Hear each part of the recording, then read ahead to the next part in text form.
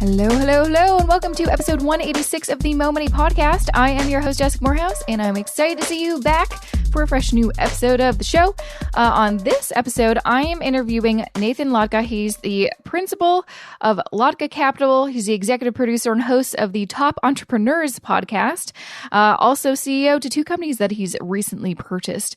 Not only that, he is the star of the hit online reality show Latka's Money, which has more than 1 million viewers that tune in for every episode, and he's on CNBC's $1 Million Road Trip. He's also the founder of the software company Heyo, and he's on the show to share with me his, knowledge and expertise when it comes to basically how to be a capitalist without any capital. It's his book that's coming out, and so we talk all things how to get rich. Not how to get rich quick, because that's a bunch of load of crap. You know that. I know that. We all know that. But basically, he kind of shares a bit of his story. He's a young guy. He's been able to make a good amount of capital and, kind of live that dream, lots of us dream of making a lot of money. But he's going to talk about how exactly he did it and just some of his advice and tips on things that he's kind of, found that worked for him. Not necessarily that it'll work for you, but it may.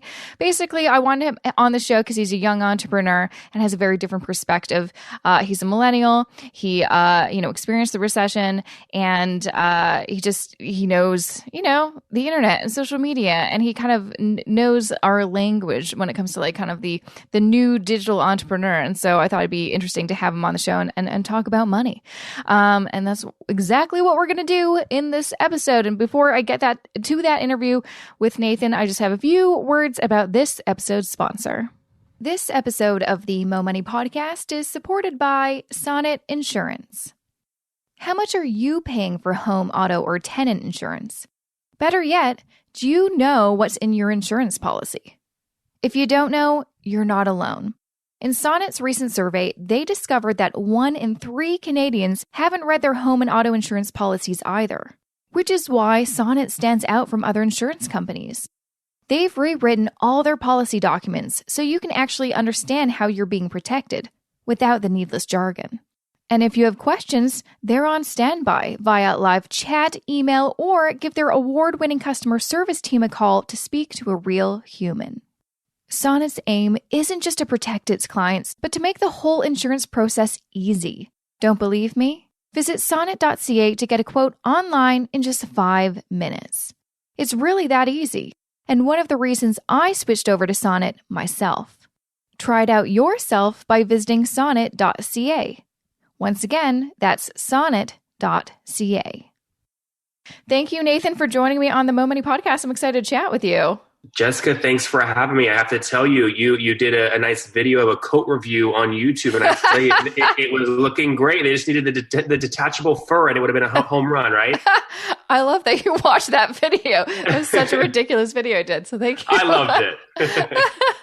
Well, thank you so much. You have an incredible story, and you have a new book coming out, and I love the cover. You look very, I showed it to my husband. I'm like, is this guy for real, or is he a humorous guy? You seem like you have a sense of humor. That's what it's about. I'll tell you, when you're in business, so many people are used to kind of cutthroat and mean and nasty, understanding charm and kind of having a charm offensive can be a real strategy. So we tried to capture that in the book cover, but I will tell you, your thoughts echo what others said, which are basically like, this guy looks too fun to be in business, basically. Yeah, that's a good thing, because I don't think anyone would want to put, especially younger people, we're kind of over picking up a book with some, basically old suit on a book. Like, offense, you have a nice new suit and you're like nice and funny. So Jessica, you have no idea. This was actually the outfit I wore to the Oscars the year prior. And this was a Tom Ford kind of custom thing. Ooh. And I used this, you'll see in the book, I talk about how I only wear a black t-shirt and black jeans every day for systems purposes. This was the first time where I'm like, I'm just going to have a stylist handle all of this. That way I can save my energy, save my thought process. And when I got the bill at the end, I'm going, oh my, I'm in the wrong business. I need to be a stylist. Really? Oh God. So not necessarily the best investment. Don't kind of regret it or? Well, look, I will tell you, for example, the book, we've pre-sold almost 55,000 copies and we used it at the Oscars and there were photos taken. So I think my return on investment on the suit will end up being a positive one, but it was an interesting investment. And sometimes you have to try things. And I'm sure you get into this in the book and where to kind of spend your money wisely. I think, especially if you're at the start, and a lot of people listening, even, me not too long ago, when you're kind of in that transitional period where you're thinking of starting a side hustle or you've started that side hustle, you'd love to be able to convert that into a full-time hustle. And you understand that you want to invest in yourself and your company, but it's hard to determine how to spend your money. You don't want to waste money, basically. That's always the concern because there's plenty of people that will take your money. That's right. That's 100% right. I mean, look, the way I look at investments, and especially, if you're working a full-time job and you have a side hustle and you're going, okay, I have $1,000 free this month. Yeah. Do I put it towards clothes for work or do I invest it in my side hustle? I kind of think about it as if you can put money into something that is a system that you're building. So think about a golden goose. If you're putting money into a golden goose, it's going to keep making you golden eggs over and over. That's a great investment. What a lot of people do though, is they actually they buy the golden egg. They buy the output, right? The Michael Kors bag, the vacation, the whatever, they buy the output. But if you're investing that money in a system that's going to keep cranking out golden eggs, that's an investment that will return in perpetuity. And that's a smart investment. Yeah, definitely. So before we kind of get into this, because I know we have plenty to talk about, I'd love to kind of start with your story because it's very interesting. So that, you kind of talk about it in the book. So at 19, you founded your own software company with only $110 in your bank account. Can you kind of explain how that all happened? What was this company? How were you able to do with hardly any money in your bank account? Well, I have to tell you, it felt so cliche writing that because you hear about all these gurus online that are like, I was from $0 to $1 million. Yeah, exactly. Homeless on the bed with a broken leg and no money on my sister's couch. And so it felt cheesy writing that. But, I'll admit kind of my bias. I was a white man born in Northern Virginia to parents that were middle class. So I was a pretty lucky dude, right? Thank you for acknowledging that. I appreciate you acknowledging that. This is not a story where, it was some, crazy story. But ultimately what happened was I was studying architecture at Virginia Tech. And the way they do it there is they mix freshmen with seniors. And I overheard seniors, this was 2009. I overheard seniors going, they couldn't get jobs. And Virginia Tech was ranked number 1 in architecture in the country at the time, above Harvard, Cornell, everyone. So I'm like, I'm not going to put myself through 5 years of this program and not have a job at the end. So I started selling Facebook fan pages on the side when I was about 19 or 20 years old. And just what I did is I didn't know how to code these pages. So I used an interesting tactic to essentially pre-sell 70 of them at $1,000 a piece. So I had about $70,000 in pre-sales in my PayPal account. And that was enough motivation for me to basically say, okay, let me teach myself how to code something called FBML, which is Facebook Markup Language. Okay. What does that mean exactly? Or selling Facebook fan pages? What does that look like? I know 2009, Facebook was so different. That's all. I was going to say, do you remember, Jessica, back in the day? Did you have a Facebook sort of. Page? Is that when do you want to describe it a little bit for me? Yeah, no, I can. I'm curious how many people in your audience are shaking their heads going, I remember those days. Yeah. But that was back in the days where you could have apps on your Facebook page to collect email addresses, or there were little widgets you could build into it. We essentially help people build those applications to get leads from Facebook. I do remember that. Yeah. Okay. Oh, that's cool. And so you were basically selling this before you even had a way to do it? That's Jessica, I am maybe the laziest person you'll ever meet. So there was zero chance I was going to teach myself how to code unless I knew I could sell the thing I was coding first. And a lot of people hear me say that and go, oh, well, Nathan, that's not ethical. You can't pre-sell. Well, I would challenge you and say, well, listen, what's even worse is spending a year of your life and maybe tens of thousands of dollars teaching yourself how to code via courses and books and then trying to sell it and not being able to sell it. That's more of a travesty. Yeah. So what I did is the communication I used when I was pre-selling is I said, hey guys, listen, Carrie Wilkerson, the Barefoot Executive, was one of my first kind of customers. I said, Carrie, listen, I need 6 months to deliver the product. You got to pay basically $1,000 now for me to get going on it. And at the end, if you're not happy for any reason, I'll refund you. Yeah. And so what happened was it took me about 2 months to drive those pre-sales. And then once I had those, I then spent the other 4 months actually coding and delivering. But I could have, if I didn't pre-sell enough, I could have just returned everyone's money, no problem. No, that's fair. I feel like, some people are kind of conflicted with, should I learn this skill or get this skill before I kind of offer this service or product? And like in my experience, I kind of did, no, I guess it's tricky. Like my own business is a bit different just because I started as a content creator. So I was building my audience before ever making real money off of them. And were you doing that while you were still full-time at a company? I was, yeah. So I did it on the side because for me, I mean, I work in personal finance, so I'm all about like, I don't want to get into debt. I don't want to invest more money than I can afford. So I was very strategic in how I spent my money. But when it comes to kind of offering, like selling or earning money or whatever, before you have that skill, that's kind of what I did because I call myself a personal finance expert. However, I'm not a CFP. I was actually studying to get a designation called the AFCC while I was calling myself a personal finance expert. So I was kind of trying to do, kind of sort of like what you did. And for me, it did kind of work because if I waited, several years to get this designation before starting this business as a personal finance expert, well, that's 2 years kind of gone. So it's like try to do both at the same time.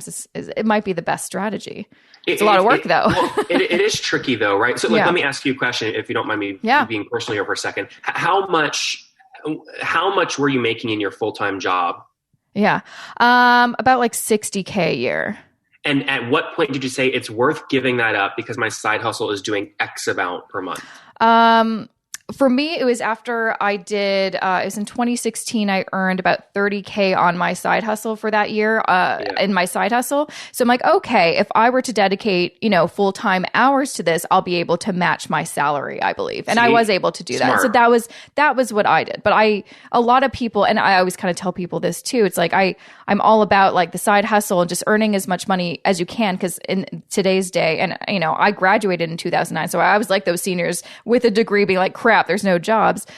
You've got to kind of protect yourself and do what you need to do to earn money because, even if you do find a job, you're probably not going to be paid as much as you expect and things are expensive and all this kind of stuff. So for me, you hit the nail on the head. I mean, the interesting thing that I see, because I have my own podcast where I interview CEOs, and a lot of them will go through this story, which is like they have a full-time job, their side hustle starts making them a couple grand, but they don't know when to actually cut the safety net of the full-time job. So it's interesting to hear, you cut the safety net when you were making about 50% of your income via your side hustle, and it matched about 50% of your full-time salary. Is that's when you said, okay, I'm quitting and I'm going all in? Yeah. And also like on top of that, I made sure I had basically a really big emergency fund. So I had about $30,000 in cash in a savings account. So I'm like, if things go really left, I can afford to pay all of my bills for at least 1 year. Like if I really don't spend that much money on like anything besides the necessities. So for me, those were my safeguards. I'm like, I know I can earn money because I'm earning money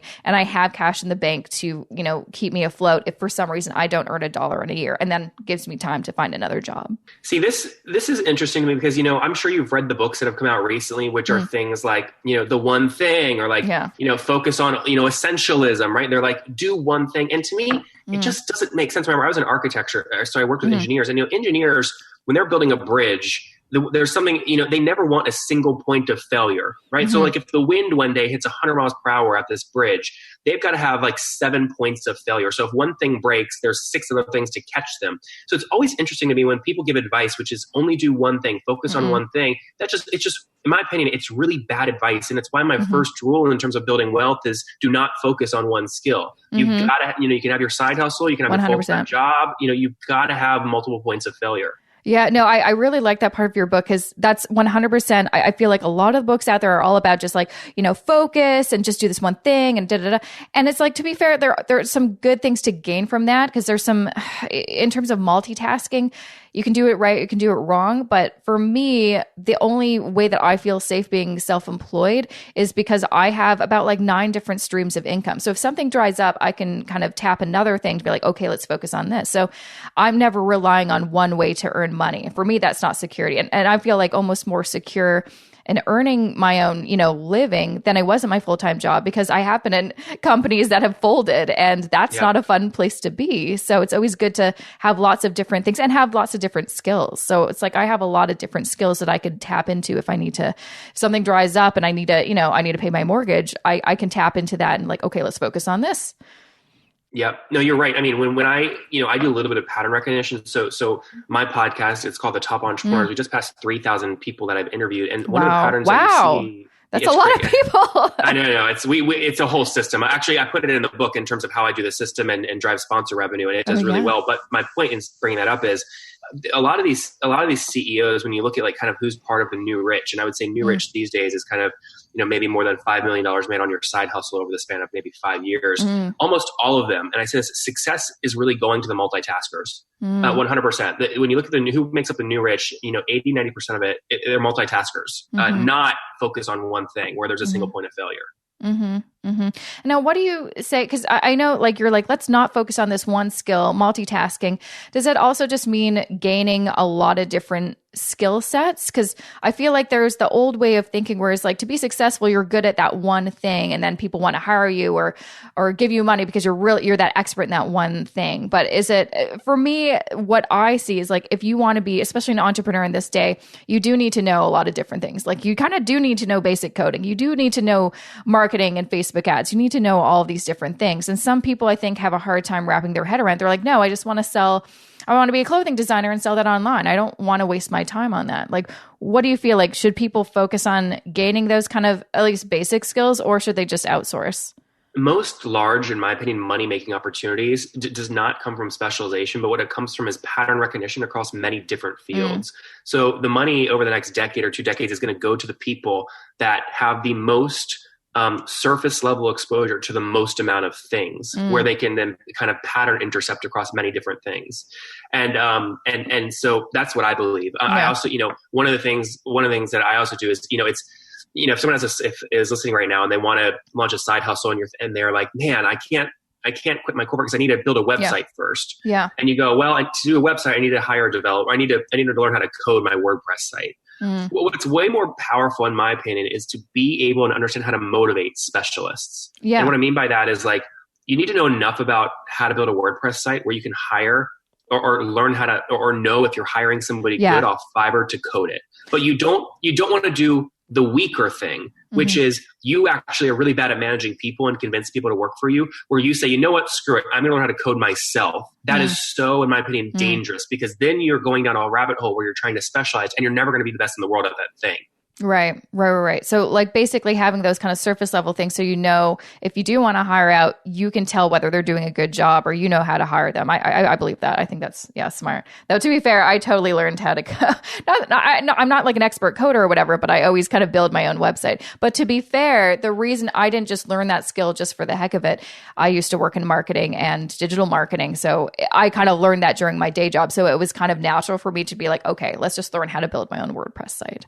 Yeah, well, and there's different degrees of learning how to code. I mean, I know people that have used the fact that they haven't launched their own website for like as an excuse to not like going all in on their side hustles for like 3 or 4 years, right? Because they haven't learned how to code, right? I mean, it's just an excuse, right? So I mean, you probably did it differently. You probably used like a drag and drop editor. You did a little bit of coding, some CSS here and there, some HTML, but you're not doing like back end Ruby development and SQL. No. Oh yeah, no. I the surface level. I use like that Visual Composer plugin to kind of move things around. And when there's something specialized, I do outsource to a developer to do these kind of tweaks. But then again, like there's so many new options too. It's like I'm a big fan of WordPress because I've used that for years now, but now there's like Wix and Squarespace or whatever that literally anyone can learn how to make their own website in like a couple of minutes. Yeah, you nailed it. Yeah, so anyways, that's why I think that first rule is really important is again, you don't want to focus on one thing. I certainly didn't. No, definitely. And so your kind of second thing that you talk a lot about in the book, which I thought was interesting, is how, the kind of advice was be unique. That's the only way that you'll stand out. And when we think of kind of successes out there, it's like, oh yeah, they developed this thing that didn't exist. But you're saying that may not necessarily be the route to go. It's about like kind of copying the competitors, but improving what they've developed already. Is that kind of what you mean? That's right. And by the way, I am not like a Harvard don't steal. You're not saying that. Well, yeah, of course. But like what I was going to say is I'm not like a Harvard PhD that has run like in-depth theoretical studies on this. The book is built around, there's essentially these 4 rules, and then there's 36 stories with screenshots of how I actually use them between 19 and how I am today, which is 28. And so this whole idea of copying, here's what I mean. When I launched my first company, Heyo, in my dorm room at 19, the reason I launched it is because I saw somebody else doing drag and drop Facebook fan pages. So basically Weebly or Wix or Squarespace for Facebook.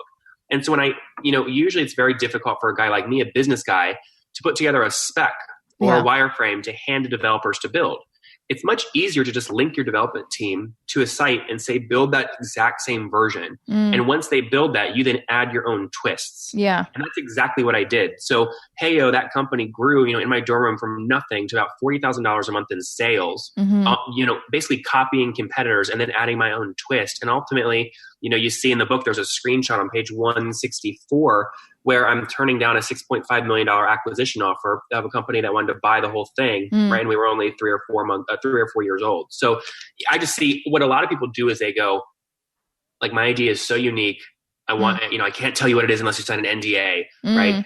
Let me do something unique. But ultimately, every major invention is just copying a competitor and then out executing. Netflix, for example, right? They started, you remember the red things that came in the mail with CDs in them? Yep. Right? Okay, they're copying basically AOL strategy. When AOL, they put the CD-ROMs in a ton of magazines and stuff and shipped them out to get people on AOL and AIM and using their internet connection. Yeah. Then Netflix added their own twist, which was let's bring it online. Yeah. Right. Same thing with iPhone. Right. Like internet browsing was not new. Right. And making phone calls was not new. So Steve took something that was familiar to everybody, those two components, and combined them. Took the patterns and combine them. That's where you generate wealth. But you have to give yourself permission to copy. Otherwise, you'll never get there. You'll focus on some brand new, unique thing that has no market. 100%. And I think that's a big excuse lots of people use is like they think that they need to create something that's never been created before. But as you mentioned, it's like almost everything's been created. All the kind of new inventions or new apps or whatever are really just like, oh, it's a kind of a better version or, something that exists, but with a different twist. So it's really about focusing on not getting bogged down in this idea that you have to reinvent the wheel, basically, because it's just, you'll waste so much time. And I agree. Like when I was trying to figure out like, what is going to be my business, I didn't just, figure out like, what is no one else doing? And I could do that. It's like, no, I'm going to see what other people are doing that are successful and do my own take on it. Because you do really have to be careful in terms of, you still have to be unique and like true to yourself and offer something that is a bit different. You don't want to look like a copycat, so to speak. Well, most people are scared of looking like a copycat. That's what they tell themselves in their head. Yeah. But like ultimately, what's the difference between Google Drive and Dropbox? They're both storage. Yeah. Like they just, maybe they have different colors. Yeah. Like that's actually the point I'm trying to make, which is like you telling yourself and you being fearful that the world is going to judge you as a copycat is actually usually what's holding you back from going on that thing where you see something that you like, you say, I want to copy that and add this one twist. Like that's the key. So it is a balancing act, but I mean, look, I give people on page 27 a bunch of ideas of how to go find things that they could go replicate. For example, a way to go to Fiverr and see what's already selling, like consulting that people are doing, and then basically how to replicate that same product yourself. But there's a ton of, there are literally dozens of ways to do this that I outline in chapter 2.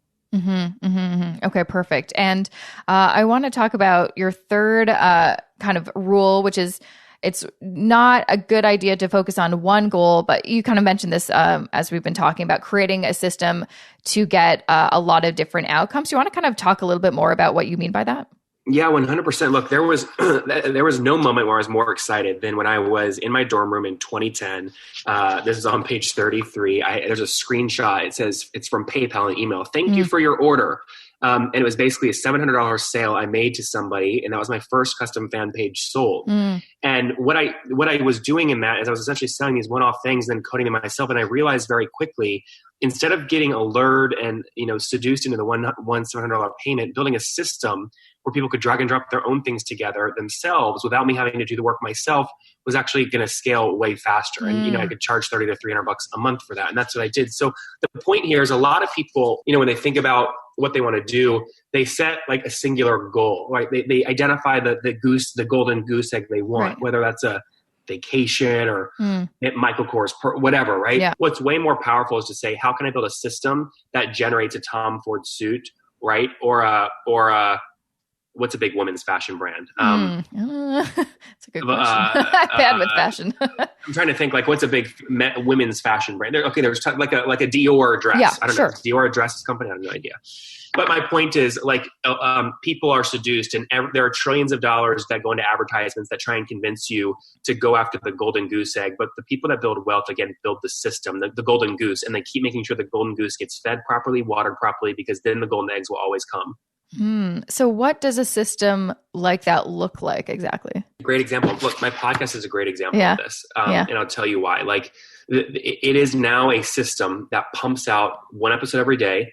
We make about $7,000 per episode, right? Because of our sponsor fees. Last year, we did over $2.1 million in sponsor fees from that. And it basically just goes automatically because there's a system built for recording the episode, post-production, publishing, marketing after it goes live. And so the golden goose every day is another $7,000 check. I could then choose to spend that on really whatever I want to spend it on. So that's an example of how I use that system kind of in my own life. And my all-in cost to operate that system is about $29 per episode.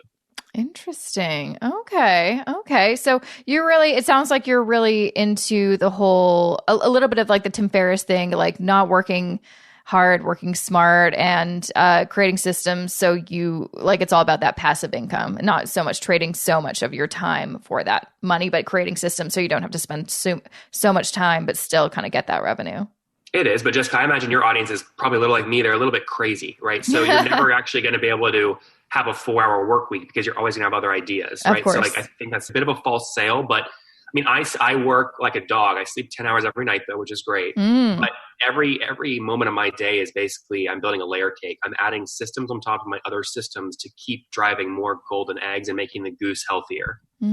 Well, one question that kind of pops in my mind, because we've talked a lot about, doing a couple things to grow a business, to be successful, to make money, but is the driving force behind all of this just to gain wealth? Or like, what is kind of like, for you at least, the big driving force behind all of this hard work? Because it can't just be money, because money's just a tool. Yeah, totally. Look, I mean, the podcast for me, I launched because I realized it was going to be a quick way to get meetings with anyone I wanted, right? And we've now done 3,000 of them. We're booked all the way through the end of 2021, right? So like, I went all in on that. But I will tell you, like, I'm young. Like I'm not mature enough yet to have like the whole philanthropic, like charity, like what's my bigger life purpose. I do not have any of that figured out, but I'm really competitive, right? And I love systems and I love board games in real life. And the way I view business is essentially like Settlers of Catan or Monopoly or Risk, but in real life. You're understanding the rule book. You're then playing the game and you're breaking or adding rules like where you think you can push the limits, right? To drive value. And that's what I'm doing right now. So, part of me doing all this is I'm learning these lessons like I put in the book. And now I'm trying to help other entrepreneurs essentially break these rules and do the same thing. And the reason that's important is, Jessica, I don't know, do you follow politics at all, like internationally? I do. Okay. So like, we won't get political, but generally speaking, in a dictator, if you look at a country that's run by a dictator, once they're elected, once they climb the ladder to be elected, they make that ladder as complex as possible to ensure no one else can take that same path to the top. Right. And so in China, that might look like, censorship. Yeah. Right. In other regimes, it might look like killing journalists, right? Or changing policies or changing term limits. And what's happened is these people that have created incredible wealth, let's talk about the taxi medallion holders, maybe in New York City. Once they locked up that system and they monopolized that industry, they added all kinds of regulation on that ladder to make sure no one like an Uber could come up really fast. Now, Uber's hitting the hell out of them. But my point is people that are wealthy have essentially convinced us, you, me, your audience, that they've got to follow these 4 rules. And I've just realized, actually, no, they're just complicating the ladder so that we can't all get wealthy with them. Right? They want to protect their wealth. And so you've got to break these 4 rules I put in this book really to gain that wealth. And I tell that story through how I've done it over the last 10 years. Okay. That's an interesting way to, I've never really thought about it that way. I mean, to be fair, I think also like coming from like lower middle class, upbringing, I always kind of had the idea that to get to that level of wealth, you have to start with wealth. And I think that's a narrative that was perpetuated for a number of years. And it's only, I feel like since the internet boom that story's been changing and lots of people, like yourself have been able to create something out of nothing, which is very inspiring. But do you feel like in order to kind of, because there's lots of different levels of success, we all have different goals. Like some people, I would love to have $10 million, or some people were like, actually, I'd be so happy if I just made $100,000 a year. I'd be so thrilled. Do you feel that no matter what, though, to kind of follow lots of the, advice you have in your book, that you need to have this, like, it sounds like you specifically are passionate about entrepreneurship as just its own thing. What if someone's just passionate about one kind of topic or industry, will that do you feel like you have to have this kind of specific entrepreneurship drive to succeed the way you kind of talk about in your book? I'm not sure I understand the question. As compared to what? Sure. Well, just like, for instance, I'm not really interested in creating a business just to build wealth. I'm very passionate about the topic of personal finance. And the reason I'm in this business is because I want to help people with money. That's it. If I couldn't do this, I'd just be working in a normal job. So do you feel like, if someone's passionate about one thing, they could still be successful following some of your rules? Or do you feel like you need to reach this level of success that you have, a millionaire and all that kind of stuff, you have to love the process of like building businesses, hiring people, and then maybe selling them and starting anew? Does that make sense? Well, I think the things that I put in the book are patterns that are applicable to whether someone just wants a side hustle at $5,000 a month or wants to go sell their business for $1 billion. I mean, these patterns are lifelong. I mean, they work over and over again. They've been done for decades. So you and I are different in that. Look, my thing is I understand money does create freedom. And so I want more. I always am going to want more and more freedom. And then once I have my own freedom, I want more money to help get other people get freedom. Right. Okay. Right. So that's how I think about it. Now, this book is not it is not a book that actually breaks down specific industries, like how to be a consultant. These are rules that would apply to someone listening right now that maybe wants to launch their own Shopify shop. Right. Maybe they want to do consulting work and they want to get their retainers up from $1,000 a month up to $3,000 per month. There's email scripts that I used to do that early on in my career. There's scripts in here about how I email ahead to a 5-star hotel resorts with only 5,000 and I only have 5,000 Instagram followers, and how I got them to give me free hotel stays. So it's kind of like, how do you live like a king or queen without owning a thing? I mean, so these strategies are all in there specifically to help people create freedom.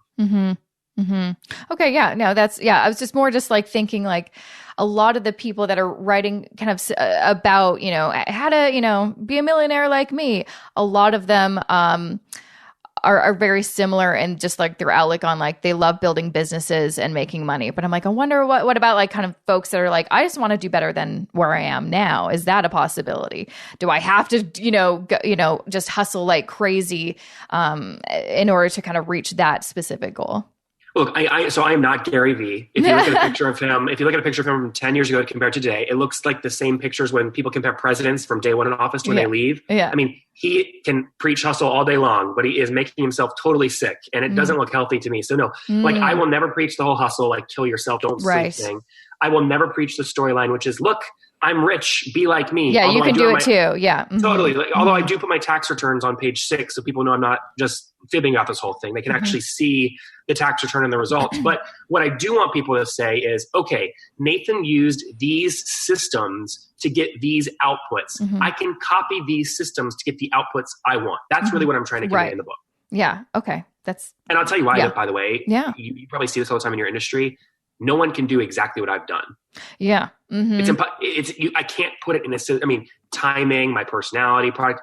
Jessica, I have a great comb over. I mean, this thing sells like you wouldn't believe, but no one can be exactly me. So I would never use my system to get to do exactly what I've done, but you can still take and get an unfair advantage from the systems and the things that I've done. So that's a really great question, because what I found too is you'll, read a bunch of books or read a bunch of articles, try to gather as much information from other successful people as possible as kind of a template. You're like, okay, I'm going to try this out. At what point, like, how do you recognize when to do it your own way, and I'm sure this is how you've probably developed some of your own kind of rules on how to get successful. But like, how do you know when to take someone else's advice and when to just like, be true to what you think in your gut? Maybe this is the path, even though I feel like no one else is going this path, if that makes sense. Well, the people that are having the most success today are the ones that test the fastest. Malcolm Gladwell put out a great book about 10,000 hours doing something to become an expert. I would argue that today, to build wealth, it's whoever can get to 10,000 tests the fastest, which is why companies like Amazon that literally are running 1 billion tests a month on their UI, or Facebook. They've got 1 billion different A/B tests running every day, right? That's why they're so they know what works, so they test it. So the trick for your audience is, how do you increase your testing velocity? Right? How do you make sure the nights and weekends that you're working on your side hustle when you're not doing your full-time thing, how do you make sure you're testing as many things as possible and then quickly keeping the winners and killing the losers. And that velocity, training your brain muscle to understand that velocity is critical. Yeah. So this kind of leads me to this question. How do you know when to, if you're like pursuing this one particular business idea, how do you know when to keep on going, with trial and error, or when to quit and call it a loss and just move on?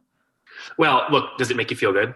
Right. So there's a lot of people where like they're happy, not being rich, not being poor, but they're making $100,000 a year, and that's fine. That makes them happy. Great. Keep doing it. There's other people that want wealth. There's other people that don't want to make really money at all. They want to do other things that make them happy. So like that's the first barometer. But I can't define for every industry and every person what success looks like. They have to define that, right? And then the trick is though that you do the exercise of actually defining that at the start. Yeah. And giving yourself and saying, I will quit if this thing doesn't happen by this date. I think that's and then smart. and then actually doing it, and then actually stopping if that doesn't happen. Absolutely. I think, And do you want to talk a little bit more about, before you kind of like, start working towards whatever your goal is, what are some things that people should kind of write down or think about or plan out before kind of taking action? I really like that advice on just like defining what success means to you. So you always have that to refer back to. Yeah. So the question is what should they plan beforehand? Yeah. Well, again, it's hard for me to answer that question. I mean, the way I decide what kinds of things to go after is I look at kind of what's working and I try and go opposite. Like, for example, a bunch of magazine businesses right now are going out of business, right? Fortune, Time magazine, Fortune magazine, Money magazine, like just sold. There's a bunch of magazines going out of business. Well, I just launched a magazine, right? And the reason I did that is because it's a counter storyline to the storyline that everyone's going out of business, and press will pick up a counter storyline every time. So the value of that press is actually what is making my magazine successful. Now 10,000 people read the magazine every month and they pay $7 a month for it. So it's a nice little side revenue stream. So I look at, when I'm planning on what to go into next, I look at, are there things that I believe in that are counter to the average, which is important, by the way, because the average American is worth about negative $4,000. So you're onto something if all your average friends are telling you that's a crappy idea, right? If you listen to them, you'd be worth about negative $4,000, right? So you have to do counter things. And then the second thing is like, is it in a space that makes me happy? And 3, is it a system that I'll enjoy building? Like, is that a board game I'll enjoy inventing? Right? And if all those things are true, then I go. Yeah, no. And that, I mean, that's kind of your last rule is don't appeal to the masses, which I think is a really important thing to think, because that, I feel like that idea of appealing to the masses to, get everyone involved so you can make the most profit it's not accurate anymore. Like that system just does not work. It's all about, and now do you mean by that, like focus on a niche, or just be very conscious of who your audience is? So you're always like being very focused. Yeah. So that the rule 4 here is, like, don't go mine the gold in California, but it's like sell the pickaxes to the gold miners. The people that got the wealthiest off the gold mine were people that launched gene companies and they sold the genes to the miners, or they launched a shovel and pickaxe company and sold the tools to the miners. So the question your audience should ask themselves today are, what are the prevalent trends in their industry? And whatever's the hottest thing, that's also where there's the most competition. So don't do that thing. Do the thing that trend needs to survive. What I mean by that is, let's see, meal delivery companies like Blue Apron, right? Or Uber Eats. They all need to figure out, right? Like last mile delivery. So there's a company called OnFleet that's handling that. They're growing very fast. They don't do meal delivery, but they support a hot trend. And so your audience wants to try and identify that pattern. You want to pick something that you can sell that is supporting a hot trend, not the hot trend itself, because that's where the most competition is. Oh, I like that. That's really smart, and a different way to look at it too. I like that. Yeah. So that's my thought process there. Yeah, that's great. Well, thanks so much for sharing all of I know I've like given you a lot of questions and I really appreciate you sharing your wisdom. I had fun. Did you have fun? I always have fun, especially when people know what they're talking about. Yeah, no, it's great. And by the way, you make me look, so nice and so good because, we're an author with Random House and I'm a first time author and I failed English. And so you only asked me good questions. You failed English? What? Oh my gosh. I will tell you, and I'll tell you like very, very quickly, right? So I forget, I don't know what page it's on, but I think it's on page like 200-ish or somewhere in there. There's a screenshot of a acquisition offer I had for Hale when I was 23 and it was for $6.5 million. Yeah. And that day that I turned that down was the same day I read that Mark Zuckerberg turned down $1 billion from Yahoo. And I was thinking, well, if he can turn down $1 billion, I can turn down $6.5 million, which by the way, at 23, 24 would have changed my life. Yeah. It was the stupidest decision I ever made to turn down that offer. So ridiculous. I mean, your audience is going to read this part of the book and they're going to go, Nathan is an idiot. It's page 243, actually. And you see it says the purchase price will be up to $6.5 million. It will be paid in the following manner, blah, blah. I turn it down. And then I sell for a little bit less many, many years later. So my point is, like, the book is meant to, I literally take screenshots from my email, from my PayPal and Stripe accounts, from my tax returns, like from like my email psychological triggers to get like, you know, very wealthy people on my show. Like, it's pretty vulnerable. It's open. I don't want to pitch like, hey, come be a millionaire like me. Yeah. I'm not pitching everyone can do this. What I'm saying is, if you read this, the 4 rules and the 36 stories, you will definitely pick up nuggets that give you an unfair advantage in building your own side hustle. And that's a win in my book. So if we read your book, you're going to learn something different than lots of the other books on the market, because you have a very personal and different experience than other people. That's right. Yeah. So now that you know all this, what do you think about the title? Did we do a good job titling it, or would you title it something different? How to be a capitalist without any capital. I like it, but I hate the word capitalist because there's a lot of negative connotations with it, I'll tell you. But I think people will pick it up because of your lovely, lovely mug and that suit. It is. I will tell you, it's a good, I have a little bit of an ego, but it is a good looking picture. And you were right. I mean, Jessica, we were so on the offensive of using the word capitalist because of all the negative connotations. I know. Is that terrible? Yeah. It's like, people like, cringe at it. But I think it is. It's an interesting idea, interesting book. I think it's really a really great read. I like it, especially too, because you're younger. And so you can really relate to a lot of millennials, and you just have a very different perspective. And I think that's important because honestly, a lot of the people that are like those big time entrepreneurs with these kind of books doing those speaking gigs are a bit older, and they may not quite understand the experience that we all had during the 2009 recession. You know what I mean? Well, not only are they older, but they're really polished. They know the message, and they're going to give the message no matter what year it is. I mean, one thing about this book that my editors hated, this is not a timeless book. This is not something you can buy in 10 years and get value from. The tactics I put in here, you got to read it and hopefully be one of the first people to read it and use the tactics today, because by nature, because of how much, I mean, they made me so much money, people will come in and copy them and then they won't be valuable anymore. So This is not a timely book. It's an urgent book. People have to do it and execute immediately. And editors hated that, but I think it's important. It's very raw that way. Yeah, no, exactly. Exactly. Well, before I let you go, Nathan, where can people find more information about you and grab a copy of your book? Yeah, the best place to do it is you can just look up my name on Amazon. It's called How to Be a Capitalist Without Any Capital. I also have my own podcast called The Top Podcast. You can just Google it and it'll be the top result. It's a nice little orange logo. Or they can also, if they want to connect with me directly, I'm on Twitter and Facebook. And we'll have a CNBC show actually launching in the spring. So you'll be able to chat with me via CNBC's website as well. Amazing. Congrats on all your success. That's amazing. Well, we'll have fun. Jessica, maybe I'll need to hire you to come in and be my CFO, huh? Ooh, maybe. We'd have a lot of fun, I think. We do. Yeah, for sure. We would. Well, thanks again for joining me. It was so great chatting with you. Jessica, thanks so much. And that was episode 186 of the Mo Money Podcast. Make sure to check Nathan out online and grab a copy of his book, How to Be a Capitalist Without Any Capital. Again, he also has his own show, his own podcast called the Top Entrepreneurs Podcast. You can check out on iTunes or wherever you listen to a podcast. And of course, check out the show notes for this episode where I write a bunch of, just kind of, if you were like, what was that episode about? What were the most important things about that episode? Guess what? I put that all in the show notes. Go to jessicamorehouse.com/186 for all of that good stuff. I'm still also doing a bunch of other exciting things. Usually, I always list them in the show notes. So that's why you always want to check out my website for all that info. But I'm going to share with you them now. But before I get to that, just a few words I want to share about this episode's sponsor. This episode of the Mo Money Podcast is supported by Sonnet Insurance. It can be pretty time-consuming collecting insurance quotes to compare prices. What's great about Sonnet is that you can do it entirely online and get a quote in just minutes. Even better, if you decide to buy Sonnet Insurance, you can do that online too. It's so easy to use and understand, it really makes insurance simple. You can even see your quote update in real time if you add additional coverage or change your deductible. So you can confidently know what's in your policy and how the cost compares to competitors. Need to see it to believe it? Try it out yourself by visiting sonnet.ca. Once again, that's sonnet.ca. Okay, so I'm still running a couple contests, and I thought it would be kind of easy peasy if I just put them on one page instead of you going to a bunch of different pages. So I'm giving away a ton of books, including Nathan's book, actually. Surprise!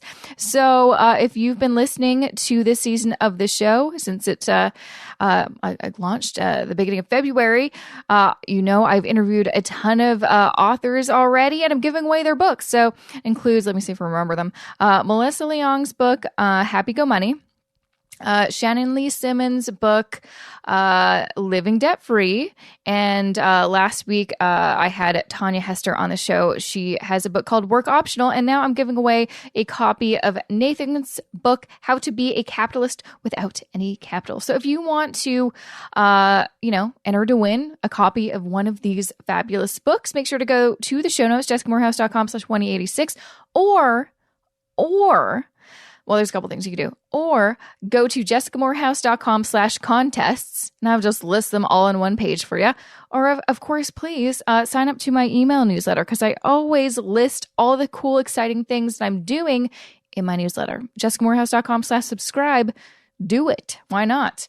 Another thing you could also do, because why not, is I have a free resource library of a bunch of free cool things, free downloads, worksheets, spreadsheets, some past webinars and online trainings, all that kind of good stuff.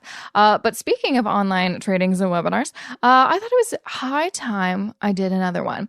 And this one I'm super excited about because it is about investing. So, obviously, you hopefully know. If you don't know, that's cool. I have an online investing course called Investing Foundations for Canadians. You can currently sign up, enroll right now on my website. Again, I'll put some info in the show notes, but just go to jessicamorehouse.com/investing foundations.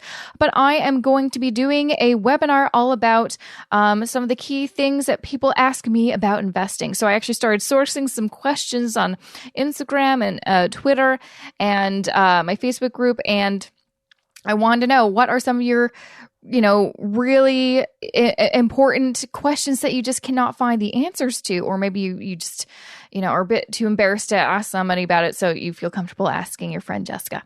So I'm going to be doing a webinar. You can go to jessicamorehouse.com/webinar to sign up, and it will all be going down on Wednesday, March 20th at 7 p.m. Eastern time. Sign up even if you're not sure if you can 100% make it for the live webinar, because I do always send out a replay link. So make sure to sign up, because it'll be a good one. I'm also going to be doing a live Q&A. So if you have questions that maybe I didn't answer during that particular webinar, you can ask me live. I'll try my best anyway to ask them. And it'll be a hoot, a really good time. Another thing I want you to maybe join me with, I don't know. I'm going to be hosting a Twitter party on Twitter in cahoots with Fisco. And because March, I don't know if you know this, March is Fraud Prevention Month. And so we are going to be doing a fun Twitter party all about educating people and promoting how to protect yourself against mortgage fraud. You may not even know that is a thing. It's a thing. It is a real thing. It is a big, important, scary thing. And I want you to know, but I also want you to have a chance to win some fun prizes. I always give away prizes at the end of my webinars. So again, I'll include some info in the show notes, but just go to jessicamorehouse.com/Twitter party, and you'll be able to find out more information and sign up so you don't forget, and you'll receive reminders and all that kind of stuff. But it's going to be a ton of fun. Okay, that is it for me. No, that's a lie. Oh my God. I forgot. Tomorrow, I've got a bonus episode. I've got a bonus episode for you tomorrow, and you're not going to want to miss it. I'm just going to keep it mystery like that. So I'm going to see you back here tomorrow for my special bonus episode. Have a good rest of your day. See you tomorrow.